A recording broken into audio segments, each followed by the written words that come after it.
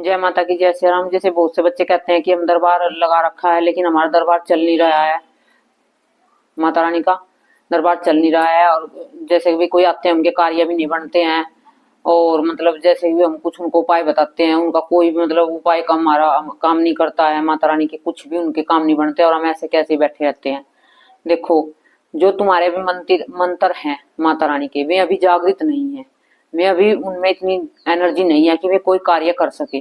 तो तुम्हें अपने आप को सक्षम बनाना है। सबसे पहले तुम्हें अपने आप को उन मंत्रों को मतलब पावरफुल बनाना है, मजबूत करना है, तुम्हें उनको शक्तिशाली बनाना है ताकि वे कार्य कर सके आपको। तो ये जैसे नवरात्रि आ रहे हैं 30 तारीख से, तो आपको इनमें कर लेना है। छोटी सी है, ज्यादा बड़ा नहीं है, घर पे करना है अपने, कोई परेशानी की बात नहीं है। तो तुम्हारे इससे मंत्र भी ज्यादा ज्यादा ताकतवर होंगे और तुम्हारे जैसे दरबार में कोई आता नहीं है तो वो रास्ते भी खुलेंगे और आने वालों के कार्य भी बढ़ेंगे। तो नवरात्रों में तुम्हें क्या करना है, एक तो पहले जैसे तुम्हारे कुछ नहीं होता, तुम थोड़े दिन के लिए दरबार बंद कर दो। ठीक है, पहले अपने आप को सक्षम बनाओ, उस लायक बनाओ। हंसी के पात्र मत बनो, नहीं तुम्हारा कोई मजाक उड़ावेगा, ऐसा मत करो। कुछ दिन के लिए दरबार बंद कर दो, मैं तुम्हें कहती हूँ। और तुम्हारी श्रद्धा है जैसे तुम करो। तुम कुछ दिन के लिए दरबार बंद करके अपनी साधनाएं करो। जैसे नवरात्रे आ रहे हैं तो इन नवरात्रों में तुम दरबार मत लगाइए। जिसका दरबार चलता नहीं है, जिसकी मतलब शक्ति कार्य नहीं करती है, तो अपनी शक्तियों को बढ़ाना इन दिनों में। क्योंकि तुम्हारा ध्यान रहता है कि दरबार में आए नहीं आया नहीं, इतना तुम पूजा पाठ में ध्यान देते हो ना कहीं देते हो। फिर वो तुम्हें कहीं के नहीं रहते हो, ना तुम्हें इंगे से मिलता है कुछ, ना होंगे उधर से मिलता है। क्योंकि तुम्हें अपनी पूजा भक्ति पे ध्यान देना है।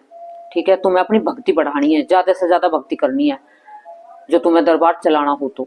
ठीक है, उसमें तुम्हें मेहनत करनी पड़ेगी। दरबार ऐसे नहीं चलते हैं, दरबार चलाने के लिए बहुत मेहनत करनी पड़ती है, बहुत जप तप करना पड़ता है।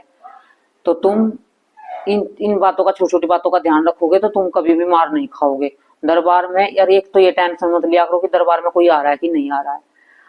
आओ या ना आओ, तुम्हें उससे कोई लेना देना नहीं है। वो भगवती की कृपा होगी।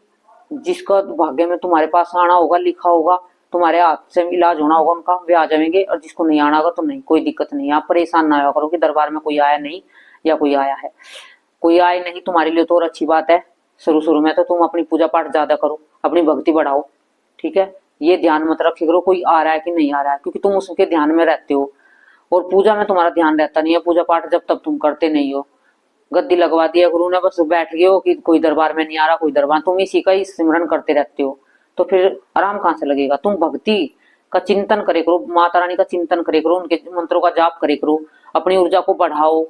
तो तुम्हें क्या करना है, नवरात्रि आ रहे हैं ना जो, इन नवरात्रों में तुम्हें हर रोज जैसे तुम मंत्रों का जाप करते हो, माँ काली का मंत्र ही चल मान, तुम माता काली का मंत्र ही तुम कर रहे हो। तो तुम्हें क्या करना है, हर रोज एक माला से हवन करना है, हर रोज एक माला से हवन करना है। उससे तुम्हारी है ना जो मंत्र है वो जागृत हो जाएगा बिल्कुल पूर्णता से। वो तुम्हारा कार्य करने लगेगा। मंत्र ही तो कार्य करते हैं। जैसे तुम दरबार में आते हो, किसके झाड़ा लगाते हो, तो मंत्र को ही तो जप के झाड़ा लगाते हो। मंत्र जप के तो फूंक मारते हो, उस मंत्र को ही तो जल में पड़ के फूंक मारते हो, जल को देते हो, भभूति देते हो और धूनी का सामान देते हो। वो मंत्र ही तो कार्य कर रहा है माता रानी का। माता की शक्ति तो, माँ को तुमने रिझाया है, माँ को तुमने प्रसन्न किया है, बिना छल कपट के माँ की पूजा की है, बिना स्वार्थ के माँ की पूजा करी है। तो माँ भी तो देखती है अपने बच्चों को। तो तुम्हें किस तरीके से माँ को रिझाना है, अच्छे अच्छे भजन सुनाने हैं माँ को, माँ का चालीसा करना है। ठीक है, माँ की आरती करनी है, माँ की पूजा पाठ करनी है। माँ के 3-3 टाइम तुम्हें जप करने हैं, सुबह दोपहर शाम। एक टाइम तुम्हें माँ के मंत्र की माला के जो है उससे तुम्हें हवन करना है, सुबह सुबह हवन करना है। दोपहर और शाम को हवन नहीं होगा, सुबह सुबह हवन होगा।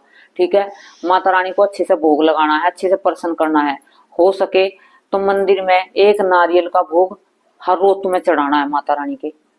ठीक है, नारियल, 5 पेड़े और एक मीठा पान। माँ काली का मंदिर हो कहीं जिसकी शक्ति नहीं खुली है, जिसके दरबार में माँ की शक्ति चली नहीं है, मतलब कार्य नहीं कर रही है माँ की शक्ति, तो माँ को तुम्हें प्रार्थना करनी है। किसी माँ काली के मंदिर में जाना है, एक नारियल और 5 पेड़े, एक मीठा पान, 11 रुपए। माँ को हर रोज तुम चढ़ा सको तो, तुम्हारे पास बजट हो तो 9 के दिन 9 दिन चढ़ा दो और घर पे एक माला का हवन कर दो उसी मंत्र से जो तुम्हारा गुरु मंत्र है। ठीक है, और माँ को सुबह शाम भोग लगाओ, घर पे भी भोग लगाओ। मंदिर में तो वो देखाना वो तो अलग है, घर पे भोग लगाना है आपको। पान पेड़े का भोग लगा सकते हो आप घर पे, साथ मिठाई का भोग लगा सकते हो आप घर पे माता रानी को। ठीक है, घर पे और नहीं कुछ भी नहीं, घर पे नहीं लगा सकते हो भाई, मंदिर में दिखा रहे हो, फिर घर पे इतना पैसा नहीं है कि तुम घर भी लगा दो मंदिर में भी दियाओ। तो घर पे तुम्हें क्या करना है, 2 बतासे, 2 लौंग, 2 इलायची, ठीक है, और 1 सुपारी ले लेना हर रोज। हर रोज इस तरीके से लगाना है। तो ये लगा के देखना तुम, फिर कहना कि हमारी शक्ति काम नहीं कर रही है, हमारी शक्ति, हमारे मंत्र काम नहीं कर रहे हैं, या हमारे दरबार में मतलब हमारे रास्ते खुल नहीं रहे हैं। इस तरीके से पे, लेकिन पूर्णता से ध्यान, सवच मन से, पवित्र मन से, किसी के बारे में उल्टा सीधा नहीं सोचना है, कभी भी गलत नहीं सोचना है, किसी से घृणा नहीं करनी है, नफरत नहीं करनी है, मन को बिल्कुल स्वच्छ रखना है। कोई भी कितना भी तुम्हें कुछ कहे, उसको तुम्हें कुछ नहीं कहना है, माँ के ऊपर छोड़ दो, भगवती के, माँ सब देखती है कि बच्चों भी कितनी सहन शक्ति है बच्चे के अंदर, क्योंकि ये माँ की परीक्षा होती है। जब कोई तुमसे, जब तुम शुरू शुरू में भक्ति करते हो, लोग तुम्हें उल्टा सीधा कहने लगते हैं, तुम्हें बर्दाश्त नहीं होता है, तो ये तुम बर्दाश्त करना सीखो, ठीक है। उन पे गौर मत करो, उन पे ध्यान मत दो, उनका काम है यही, वे टुच्चे पुच्चे आदमी ऐसे ही लगे रहते हैं भक्ति वालों को छेड़खानी करने के लिए। तो ये भगवान ने परीक्षा के लिए तो भेजता ही भेजता है। अपने आसन पवित्र, शुद्ध पवित्र रखना है, अपने आसन पे किसी को बैठने नहीं देना है, अपना सुरक्षा घेरा बना के बैठना है माता रानी का, जब मंत्रों का जाप करोगे, और सुबह शाम की अपनी कंटिन्यू पूजा करनी है, और दोपहर को जाप करने हैं। ये 3 टाइम नवरात्रों में जितना समय तुम माता रानी को दोगे, तो नहीं तुम्हारी शक्ति जागृत होगी और तुम्हारी शक्ति भी खुलेगी। ये तुम्हें मैं गारंटी से कहती हूँ, तुम करके देखना, ध्यान से करना और प्रेम से करना, विश्वास से करना। जो विश्वास नहीं होगा तो कोई भी कुछ कार्य नहीं करता, ना मंत्र कार्य करते हैं, ना कुछ भी कार्य नहीं करता है। तो माता रानी को आप हर रोज घर पे एक गुलाब का फूल या गुड़हल का फूल मिल जाए तो देखो माता रानी के जरूर चढ़ाना है नवरात्रों में, ठीक है। तुम्हें ये भी ना मिले तो गेंदे का मिल जाए, गेंदे के ऊपर लाल सिंदूर लगा के, गेंदे के फूल के ऊपर लाल सिंदूर लगा कर वो माँ को चढ़ा देना है, ठीक है। और माँ के सामने अरदास लगानी है, माँ का भोग घर पे भी रखना है, हर रोज वही भोग लगाना है माता रानी का जो मैंने बताया, और मंदिर में भी ये लगा करना। ये छोटा सा कार्य है, तुम इसे करके देखो, फिर कहना कि शक्ति खुली कि नहीं खुली। मंत्र भी तुम्हारे इससे जागृत होंगे, शक्तिशाली होंगे। संकल्प लेकर करना है माँ से, और अपना नाम जगह के उत्तर बोल के करना है ये सब चीज।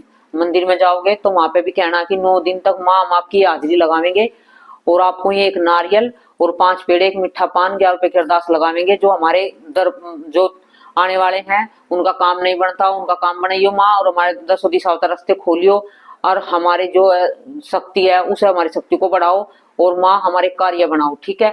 और माँ जो भी हमारे घर पे बंधन, शरीर पे बंधन है, उस सब बंधन को खोल लो, ठीक है। और अपने ऊपर से, जिसके शरीर में तुम्हें लग रहा है कि बंधन है, अपने ऊपर से नींबू उतार के 1 नींबू हर रोज काट देना है। माँ काली के मंदिर में काट दो, नहीं तो अपने घर पे भी काट सकते हो उसे, बाहर मतलब माँ के चढ़ाना नहीं है वो काट सकते हो, उसे काटने में कोई दिक्कत नहीं है। 1 नींबू अपने ऊपर से उतारा हर रोज, और माता के सामने रख के ऐसे उसे एक ही ऐसे धार से काट देना है। इससे डर लगता है तुम्हें नींबू से, जैसा बहुत से कह देते हैं कि नींबू नहीं काटना है, वो चढ़ाना अलग होता है, काटना अलग होता है, संकट को काटने के लिए होता है। जैसे किसी किसी के बच्चे के पास जैसे दरबार लग जाता है, उसके पास थोड़ी थोड़ी नेगेटिविटी रहती है। हर कोई कितना भी बड़ा भगत हो, सबके पास नेगेटिविटी आती आती जरूर है एक बार तो।